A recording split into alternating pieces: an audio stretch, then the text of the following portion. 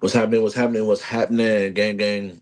Since potty training, all that good stuff. Hope everybody's having a good day out there in TV land. But you are now watching J.U.K Sports Show. I am your host, Kyng Ralph, here with my house-made latte. Pretty delicious. Before we get started, gotta send a shout out to the sponsors. If you want to do a podcast like what you're watching, music videos, photo shoots, call the number on the bottom of the screen, 707 Fitboxer. Make sure you go like, comment, subscribe, share, all that good stuff. Um, like the He Say She Say channel on Facebook. Subscribe at Juke Media on YouTube. Follow us at Juke Sports Show on Instagram. You can follow me at all of those things that I just mentioned and some others. Pretty much any social media platform that I have at KYNGRALPH, at an underscore for Twitter or X. And NBA playoffs is we're down to the final four. And then we got Minnesota beating the defending champions, sending the Nuggets home. Ant-Man is doing this thing right now. Anthony Edwards, if you don't know who that is. And everything about him, and I talked about it, and I brought him up when we talked about it a couple weeks ago, whether or not it's a changing of the guard and who's the new face of the league. And I feel like Ant-Man has all of the characteristics of someone that should be a face of a company, franchise, the league. He has the charisma. He's funny, intelligent, um, good on and off the basketball court. He has a signature shoe. About to be on the NBA team, NBA Olympic team. Should be a starter, in my personal opinion. And I feel like he's the face of the league, or should be. If especially when it comes to where we are, like LeBron, KD, Steph, they're all older players. Where now you have the Jason Tatum's, you have the Lucas, Jokic, um, Joel Embiid. If Ja can get his mind right and get back on the court, he's another person as well. And even Zion, if Zion can stay healthy. And so I feel like going forward, there's someone that needs to be that face. And I feel like why not him? I'm gonna talk about it in a little bit, but it would be great for the league as far as getting back on brand with in the American dominance of our sport, where Joel, Luca, Shea, Jokic, when we start having Giannis, if I haven't mentioned them, when we start mentioning some of the best players in the league, we name five. We could name five out of seven people or seven slots could all be European players or someone that is from not from America, because everybody always talks about European players, but then they bring up SGA, who's from Canada. I don't quite understand it, but hey, it's neither here nor there. And so before we get to the NBA playoffs, I want to talk about Week One in the WNBA. Going to talk about some rookies here. I feel like they're all right about where I thought they would be. Honestly, nobody here even is was I expecting to just come in and just ball out like a 3 year vet. They're all got little things in their games that they gotta fix in order to be able to um, really hit their potential and be the player that we think that they can be.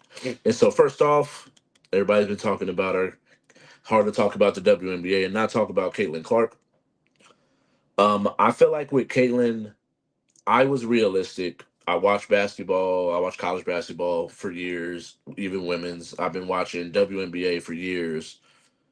And I just feel like I was not expecting her to come in and then just be an all-star right away. There's some things about the game that she needs to learn. The speed of the game, the physicality of the game. It's just different going from playing with younger women to grown women. And so I expected her to have this adjustment. Now, what I did not expect is that the WNBA was just going to throw a kitchen sink at her. You played the New York Liberty twice. You played the Connecticut Sun twice. These are two teams who were in the finals in their conferences the past 2 years. One making one side, the other making the other. As far as the WNBA finals, and she played them 4 times. Now it's like when you start to see how I'm really gonna judge her is when I see her play someone like the Lynx or Atlanta Dream or um, Phoenix Mercury is another one where they have some vets, but at the same time they're not the best team in the league or even top three in the league. So I feel like she can get a little bit more confidence in those games. Although there's some things in these games that I've seen, and it's I think the second time she played the New York Liberty and the second time she played the Connecticut Sun, she looked completely different from playing them in those first games where she struggled. And so her team is 0-4, but that's expected. They played two of the best teams twice, like I mentioned in the Eastern Conference. So she's got 17 points, 4 rebounds, 5.5 assists, about a steal and a block a game. I feel like she's right about where I would think that she would be. But the one thing that I'm going to mention when I start to mention other people, you might think, what's 6 minutes? But in a basketball game, 6 minutes is a very long time. And so, of all the people that I'm going to mention, the closest person to her is Angel Reese, who is 5 minutes less, plays 5 minutes less than Caitlin Clark plays. Caitlin Clark plays 31 minutes a game.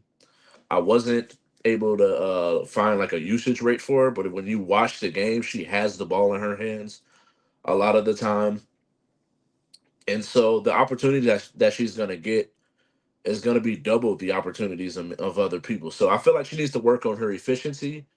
Where when you look, she's getting 12 to 15 shots a game, but she's really only scoring 20 points here, 18, 17 points here, and that's for me is where you're shooting too many shots. You should not have 5 more points than you have shots, and that's just not a good look. So she needs to get a little bit more efficient, trust her teammates. Watching a lot of the games, I just don't understand why Aaliyah Boston doesn't get as many touches as I would think and think she deserves. And so I feel like the Fever are going to be trouble. Kelsey Mitchell is another one um, in the backcourt with Caitlin, and they've been balling. It's just they've been playing two really good teams. So I want to see when they start to play the middle of the pack teams and see how well they play. Next up, Angel Reese, who I would probably argue is playing the best basketball out of all of them. She's more efficient. She is Her team has won a game. They're 1-1. I'm not sure if they played tonight, so that record might have changed. But I do know they're 1-1 right now, and she's averaging about 12 points a game, about 9 rebounds, about 2 assists with a steal. She's struggling with staying out of foul trouble. She has about 4 to 5 fouls a game. Actually, Caitlin Clark has about the same amount too. But I think that can just come with just being overly aggressive, trying to pretty much jump passing lanes, let people know like, hey, I'm just as physical, if not more physical. And so she's gonna get used to that. I think that's gonna come down. The thing with Angel Reese that I've always said is why I felt like she should have stayed is she has a great back to the basket game, and she showed that she can be a legitimate four, stretch five, um, or small ball five, if you want to say, because she really is 6'4". But I just feel like she's not as big as like I would like my five to be. So I would rather her play the four. But Angel Reese is long term. I see her being a double double machine. The thing I need her to do is be able to stretch the floor. I need you to be able to step out a little further, create some more space, especially when you get Camila back, who is out with a shoulder injury, 6'7", next to Angel Reese. I think they have a good young team, and I really like this team going forward. And then I got Cameron Brink. This team here, I just don't expect them to really compete. Honestly, I feel like they're gonna be good. They're gonna have their moments. I would expect them to be a top three seed or top three overall pick when it comes to the draft time next year. And but Cameron Brink is doing her thing. I think one of the things here is opportunities and confidence.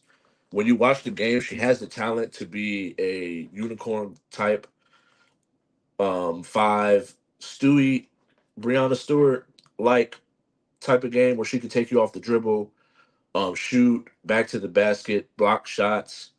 I feel like she has that capability, but outside of Derek and Hembry, there's really not a lot of help on that team when it comes to winning legitimate basketball games. And so, LA Sparks, I just don't see them being a top seeded team or a top ranked team to keep it a buck. So, I would expect them next year to be have a top three, which I think will be kind of interesting because I do believe Juju Juju has to play two more seasons before she can hit the draft. And that's just one of those things. She's a LA kid. I would love to see her in LA playing for the Sparks. And so Cameron Brink, I think she's playing really good. I think the one struggling the most, and I hate to see it because if you see me talk about women's basketball, especially when it came to college, I brought her up a lot of times. Alyssa Pilley, Samoa Mamas out of Utah, but she's struggling. One thing, she's not getting the minutes of all the players that I mentioned. She's getting about 10 minutes a game, so she's a specific, very end of the bench role player coming in spots, but she's struggling. She, I think she measured at 6'1", maybe 6'1 and a half. She's barely 6'2", but she's playing like a 4 or 5. Where I mentioned the Angel Reese's, the Camilas, the Cameron Brink is 6'4", and Asia Wilson is 6'5", Brittany Griner, and there's Aaliyah Boston. There's bigs that are like legit bigs. They're 6'4", 6'5", 6'7", and playing at 6'1", although she's a bit beefier and strong, it's gonna be an adjustment for her. I think she's gonna have a game where she can stretch the floor, but also be someone that can play tough defense and get rebounds. So she's probably gonna have to get a little stronger and learn how to work angles and box out and things of that such. And at the league level, because she was able to do it in college. Like she played South Carolina, put up 30 against South Carolina, and that's with a 6'7" Camila being on the court. So I feel like she can adjust. I think she needs the opportunities and the confidence and with some growth in her game because she can knock down an outside jumper, but we need to be more consistent where you're picking and popping, picking and rolling, pick, seal, and things of that such to be able to contribute on the offensive end, especially when you're that much shorter than a lot of people at your position. All right, and then next up, we got the Eastern Conference Championship. Just wrapped up. Let me make sure. Yep, Celtics win in game one. So we got Boston Celtics, Indiana Pacers in the Eastern Conference Finals. Knicks, I wouldn't really call it a collapse. They just riddled with injuries. Eventually, it caught up where it became too much. After Rick Carlisle called out his team, said they were lacking toughness. They turned it around and were able to win some games enough to be able to win the series. And so now we got Boston Celtics, Indiana Pacers. Pacers are underdog again. But I mean, like with this, I would expect, I'm saying six Celtics and five to keep it a buck. I just feel like their team is just so much better. But I do think that the Pacers are going to be a team that, as long as everybody's healthy and they can handle their cap situation the correct way, they're going to be in the second round to Eastern Conference Finals for the next 3, 4 years. I could see. They have youth on their side, great coaching, and actual um, great NBA talent. And so in the end, Celtics, I got them winning in five, but I wouldn't be surprised to see the Pacers get two games, but I just don't see them having enough unless there's an injury that happens. And I don't predict injuries. So unless there's a injury that happens, I just don't see the Pacers being able to win this one.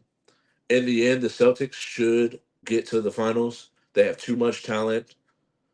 A lot of things going for them. Porzingis is going to be back, I think, by game four. And so needing him, you're going to need him when you play whoever the Mavericks or the Timberwolves, specifically the Timberwolves. And so we got the Western Conference Championship. T Wolves and Mavericks, like I just mentioned, Mavs do work on the Clippers. Wolves get no the Thunder. Mavs beat the Clippers first round, Thunder second round. T Wolves beat Lakers first round, and then they beat Nuggets in the second round.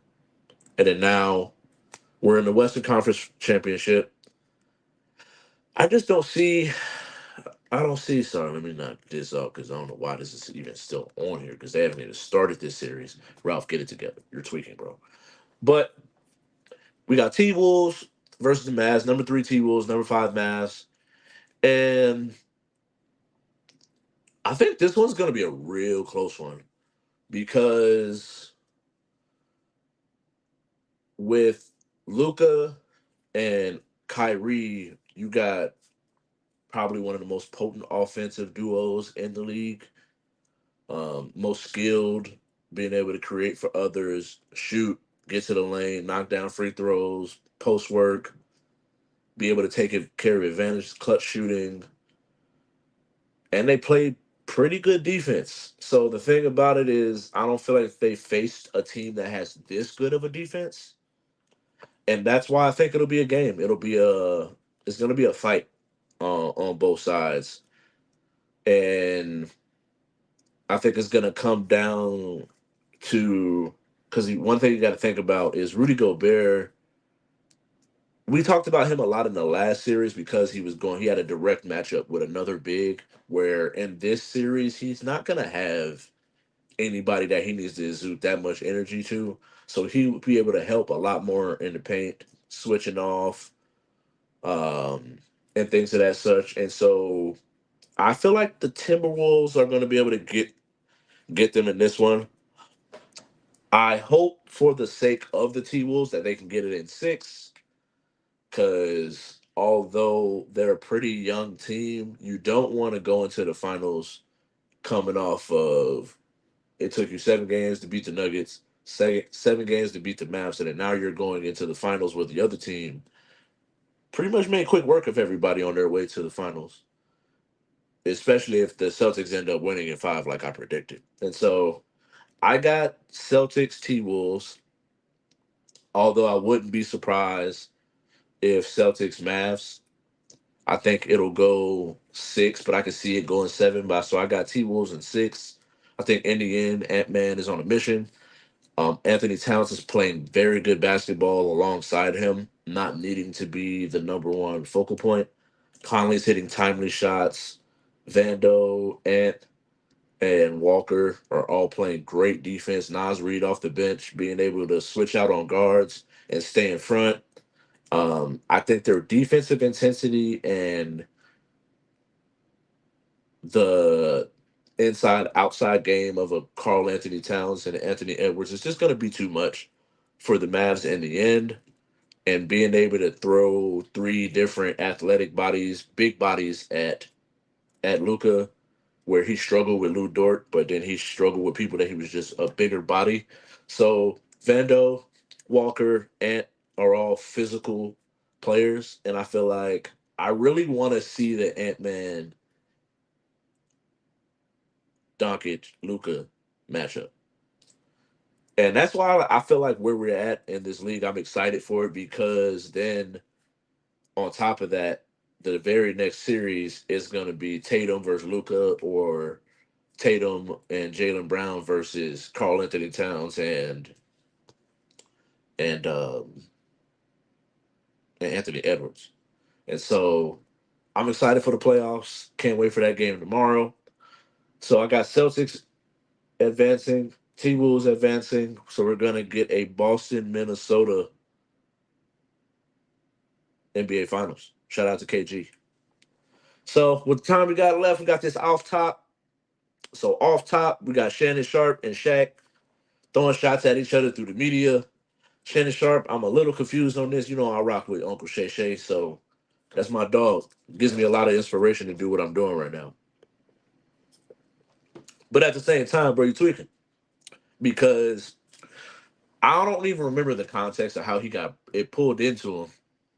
But to say that Shaq was jealous based on his comments of saying like, "Hey, Jokic, I had SGA winning the MVP," and I don't feel like there's anything wrong with that. I don't understand when people are like, "Oh, well, you're going into his moment. This should be a moment to congratulate him." But it's also one of those things where, like, as the person that does the show, I give my takes on things, and I'm gonna interview you, and then after the show, I'm gonna talk about how I think that you should not have won. So I would rather, as the person, I would rather you be honest. Where at least like now when I watch, if I happen to see the show or watch the show, it's like, dang, you was all happy for me, but you ain't even think I won. And so it's like I would rather a person be upfront and honest. And I don't think there was anything wrong with what Shaq said. He pretty much told him straight up, like I don't have the exact quote, but from what my memory off the top is, "Hey, congratulations. Although I thought SGA won, deserved the MVP, I'm still happy for you, love you, and good job on a great season." And that's all that was. Then somehow Shannon Sharp gets on nightcap with Gilbert Arenas. They get to talking their stuff, and now Shaq is bitter and jealous and wooty wooty wild. Now we throwing shots at each other. And the thing that I dislike about it is like, yo, y'all both like old as my dad, and I just feel like at some point you too old to be doing like Shaq making diss records. Shannon Sharp only addressing it on his show, so he using the publicity for it. Which, you know what, man, if you using this shit for clicks, Shay Shay, I'm gonna look. I'm gonna give you a side eye, bro. Still love you at the end of the day. Keep doing what you're doing. But they old asses is tweaking. Shannon Sharp, stay in your lane, like LeVar Ball would say. And next up, we got the Jaguars. Jacksonville Jaguars are preparing to give Trevor Lawrence 50 million per year. Man, I should have played quarterback, bruh. I should just tried to go to another school and play quarterback because like 50 mil a year, and you're not even like a top five quarterback. It's crazy. And that's the part for me is why I'm like, what the F is going on? Daniel Jones gets, I think he got 3 years, 80 mil is what they ended up doing. And then or it might have been 2 years, 80 million. I think it was 40 million a year. And he ain't did jack squat. Now I know Justin Herbert is supposed to be this Greek god of a man that we talk about, but he's another one. Ain't really done jack. And he's got weapons. So I don't understand what he got going on over there. But like I get Pat, I get Joe Burrow, I understand um Lamar Jackson. Some of these other people like the Jared Goffs, the Daniel Jones, the Trevor Lawrences, Kirk Cousins. I just don't get it. Like, I don't feel like they're that great that we need to pay. Like, I need to pay you $50 or I ain't gonna have a good quarterback. And I just don't feel like it's that. Like, Dak is another one in that same like. I don't really feel like you need Dak so bad that you got to pay him 45 mil a year. Hey, I'm a Cowboy hater, so take what I'm saying as a grain with a grain of salt. But I just don't see it. Me personally, I feel like the quarterback, the way that these teams be thirsting over these quarterbacks, like no way should Bo Nix have been drafted in the top like 15 or so that he was drafted. Like, nah, he was a second round, third round grade at best. Now, I could be wrong. Maybe the Broncos and Sean Payton know something that I don't know. But hey, I just don't see it. They just too damn thirsty, in my personal opinion. And so, next up, with my last topic of the night, are the New York Jets facing the most pressure this season? And yes, it's hard for me to put another team with some pressure. Like, I think with everything that they did in order to get Aaron Rodgers over there, the trash that they was talking, the hype and the excitement of New York media, it's like, oh man, New York, the Jets are back. And then on play number 5, Achilles pop, and now the season is through. And so now you got Aaron Rodgers, who is, I think he's 41 or 40, coming off of an ACL tear, not an ACL, but an Achilles tear. And it's like when you look at this team, this is probably one of the deepest teams that Aaron Rodgers has ever had. And so if you're ever going to have a time to win a Super Bowl, what time is better than now? They have a great defense, good running game, weapons at wide receiver. It just depends on how good can Aaron Rodgers be at the big age that he's at. And so I do think they have a lot of pressure on them. I would give them at least top 3 because I really added this just before the show started. So I'm not even really technically sure who I would put. But like I said, this is off top with no research. So I would say Jets up there as far as some facing some of the most pressure. I think Jalen Hurts as a quarterback after the season that he had last year, yeah, he got some stuff to prove this year. And I think Tua's another one that gotta show me. Like I just don't get it. With like he's a person that's expecting to break the bank when it comes to these quarterbacks. And I just don't see it. Call me a hater, but he not $50 million a year. I'm straight. I'm straight on that. And so, thank you all for watching. I got to get up out of there, get up out of here, I guess. I don't know, whatever you want to say. But thank you all for watching. Like I've been saying, it's been scrolling on the bottom of the screen. Make sure you go likes, subscribe, comment, share, all that good stuff on all my socials.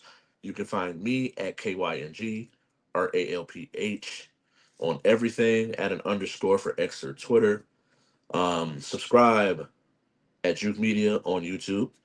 Follow us at Juke Sports Show on Instagram. The He Say She Say channel. Like that page on Facebook. And like I always end it.